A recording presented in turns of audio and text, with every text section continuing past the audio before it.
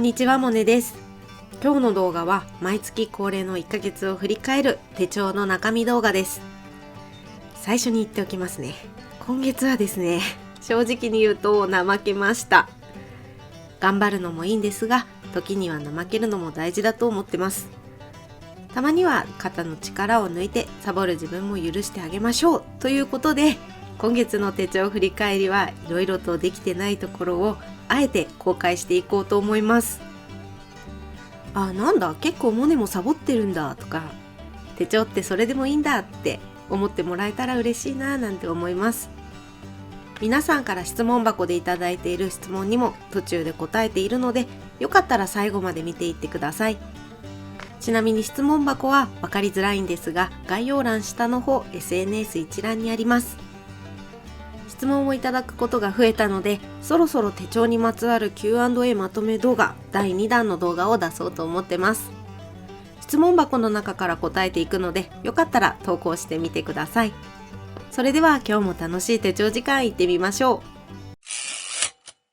う。毎度おなじみですが、まずはさらっと私のバレットジャーナルの作りから紹介します。私のバレットジャーナルは見返しやすいように3つのセクションに分けています。1つ目が年全体に関わる場所で、2つ目がマンスリーログで、3つ目がコレクションページ。この3つに分けて、年全体とマンスリーログの前、それとコレクションページの前の2箇所にインデックスページを挟んでいます。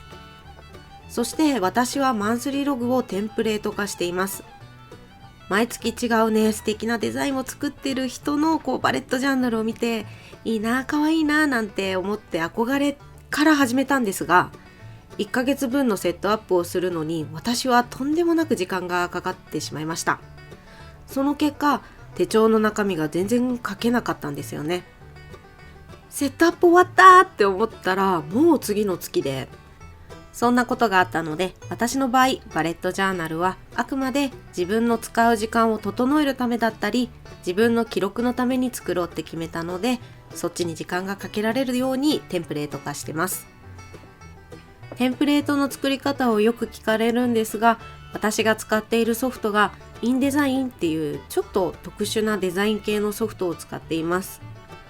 月額利用料で毎月お金もかかるし、仕事柄このソフトを使ってたんですけど、仕事の中でソフトの操作は覚えていったんですよね。なので使い方を教えるっていうのはすみません、難しいんですよ。ですが、どんな風に作っているのか画面はお見せできるのかなって思っているので、今度動画にしようと思ってます。ちょっとここでマンスリーログについてお知らせになっちゃうんですが、すみません。以前リビルの物販始めましたっていうお知らせの動画をアップしました。その時はバイブルサイズは今年中は無理かもなんてお話をしたんですが、4月始まりのマンスリーログのリクエストがあまりにも多かったので、英語サイズ、バイブルサイズともに予約販売を始めました。ということで、自分でテンプレートを作るのは面倒だなっていう人や、気になった人はぜひショップを覗いてみてください。不定期ではありますが、順次アイテムが増えていってます。お知らせが入っちゃってすみませんでした。ここからは今月の手帳の中身です。マンスリーログからいってみましょう。2月の表紙はコンパス。そして今年から手帳のデコり方をなんとなくだったものから、月ごとのテーマっていうんですかね、使うデコアイテムを決めてデコることにしてみました。ということで、今月はトラネコボンボンさんの梱包テープでデコってみました。このテープは東京吉祥寺にある文房具専門店サブロさんで買いました。サブロさんでの購入品紹介はこちらの動画で見れるので、よかったら見てみてください。モノクロでシンプルな月になりました。そして今月怠けていた一つ目がこちら、トゥードゥリストです。今月比較的自由な時間があった気がしたのに、全然ゴールが達成できていませんでした。確かに時間があったので、いつもよりゲームいっぱいしたり、いっぱい漫画を読み漁った覚えはあるんですよね。思いっきり休めたってことでよしとして、3月頑張ります。こんな風にできない月もあります。そんな時は次の月頑張る気持ちは持ちつつも、できなかった罪悪感を増やさないように次の月のタスクの量を強制的に減らしてます。そしてできたねって自分を褒めてあげられるようにしています。タスクを減らしてあげた分、タスクが全部できたら月の途中でまたゴールを増やしてあげればいいっていう風な感じで作ってます。ほんとね、自分に甘ちゃんですね。お次は週間ページなんですが、質問が来てたので紹介します。モネさん、こんにちは。いつもモネさんの声に癒されてます。ありがとうございます。今月からモネさんのリフィルを使っていて一つご質問があります。ウィークリーレビューの欄で例えば、今月だと週4で終わるので空欄ができると思うんですが、モネさんは何に使っていますか？手帳初心者のためどういった活用すればいいのか悩み教えていただければ嬉しいです。質問ありがとうございました。あとリフィル手に取ってくださりありがとうございました。確かにああいうウィークリーとかのちょっとね、しっかりメモ部分が空いちゃったものってどうやって使っていいかわからなくなることありますよね。今月はちょうど怠けちゃった月だったので、ダイアリーページも怠けてて書いてないんですよ。なので今月その怠けてた分、週間ページのメモ欄には思い出に残っている写真を貼って日記を書いてました。我が家のバレンタインはね、ゴディバより和牛っていうスローガンを掲げてまして、バレンタインは毎年肉を食べてます。そんな余談はいいとして、今回は日記を書いてみましたが、結構私はメモ欄は自由スペースだと思っていて、その月に入ってきた覚えておきたい情報だったりとか、行ってみたいお店のメモとか、次の月にある友達の誕生日プレゼントの候補とか、あとはその月に買ったマステやシールのアイテムを貼って残したりとか、1ページのコレクションページを作るのにはボリュームがないけど、残しておきたいような情報をメモにはよく書くようにしています。お次のページは折りたたみリフィル。折りたたみリフィルは表が自分の予定を1ヶ月1枚で見渡せるガントチャートで、裏が1日の自分の行動を色で分けた1日行動記録表になってます。ガントチャートは YouTube の動画制作の予定を書いていて、今月はね、作る YouTube のすごいバイクの音が入っちゃった今月は作る YouTube の動画を変更したりで赤字が多いです。そして裏面の1日行動記録表でも2月は怠けました。いつもは寝る前に10分ほど自分の1日の行動をマステで貼ってるんですが、今月はマステを貼るのを放棄して鉛筆でメモだけ残す日が多かったです。この動画編集が終わったらたっぷり手帳タイムを取って完成させようと思います。そういえば私が実際に使っている行動記録表とガントチャートの両面になったもののリクエストも多くいただいてたので、物販でもリリースしました。気になる人はショップを覗いてみてください。ここからはコレクションページ。今月は1月の時点で途中だったウィッシュリストを完成させて、一緒にバケットリストを作りました。私はウィッシュリストには今年1年かけて叶えていきたいことを細分化して書いて、バケットリストにはこの1年間関係なく死ぬまでにしたいことを気が向くままに書いてみました。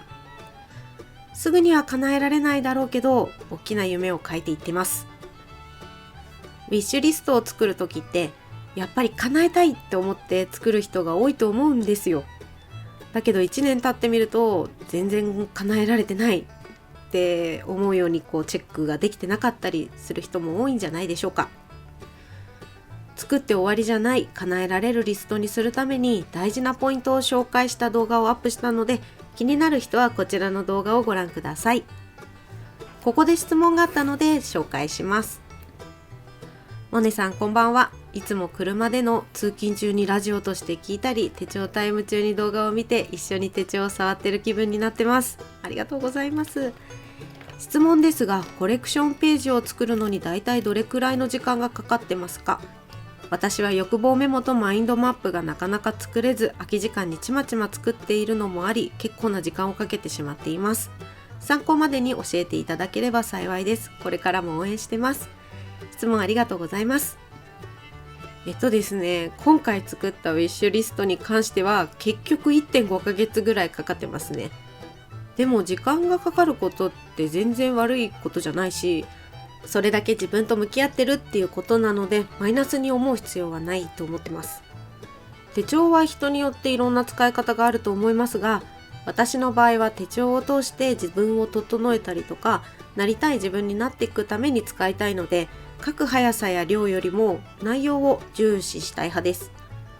そういった意味でもシステム手帳は自分に必要なページだけ増やせるのでおすすめです。そして2月の最大の怠けを公開します。ダイエットページです。今月は生理期間が終わった後にうまく切り替えができずに怠けました。生理期間との上手な付き合い方が結構来月の課題です。今月ね、ダイエット頑張った人は自分をめっちゃ褒めてあげて、頑張れなかった人は3月のこの1ヶ月を振り返る手帳タイムの時に私と一緒に今月頑張ったよねって褒め合えるように頑張りましょう。皆さんのダイエット経過もよかったら教えてください。そして今月見た映画は1本。ウェス・アンダーソンのファンタスティック・ミスター・フォックス。ウェス・アンダーソンの作品は画面の世界観だったりとか、色のチョイスや組み合わせとかの勉強にもなるので定期的に見返してます。このページもまだ書き込みがしてませんが、この動画編集が終わったら完成させようと思います。最後に下敷きに関して質問が来てたので紹介します。モネさんの動画を拝見してから手帳作り、そしてモネさんの虜です。虜だなんてありがとうございます。そこで初心者なりに作ってみているんですが、下敷きの穴開け方で詰まっています。以前動画で脇文具さんの下敷きに穴を開けたいとおっしゃってましたが、開けられましたか？よろしければプラスチック素材のものの穴の開け方を教えていただけると嬉しいです。質問ありがとうございました。脇文具さんの下敷きにバッチリ穴開けました。私はいつも使ってるリフィルメーカーで開けました。最初ね、プラスチックがいけるかちょっと不安だったんですけど、ちょっとビクビクしながらやってみました。脇文具さんの下敷きは片方が物差しになっているので、そちら側に穴を開けてしまわないように気をつけてください。今回リフィルメーカーでプラスチックのものに穴を開けてみたんですが、あくまでもリフィルメーカーは紙に穴を開けるものなので、ぜひ自己責任でお願いします。今日の動画は1ヶ月を振り返る手帳の中身動画でした。見返すとほんと怠けが前面に出てましたね。でもこの怠けも私の一部で、来月頑張ろうって立て直すきっかけをくれるのが手帳になってます。いいところで今メールの通知が入りました。そうなんです。来月頑張ろうって立て直すきっかけをくれるのが手帳になってます。ということで今日も最後までお付き合いありがとうございました。今日の動画が参考になったよっていう方や、楽しかったよ、応援しているよなんていう方は、ぜひグッドボタン、チャンネル登録をお願いします。いまいちだった場合も正直にバッドボタンを押しちゃってください。もっと楽しんでもらえる動画を作ろうって思わせてくれる私にとって大切なボタンです。それではまた金曜日にお会いしましょう。モネでした。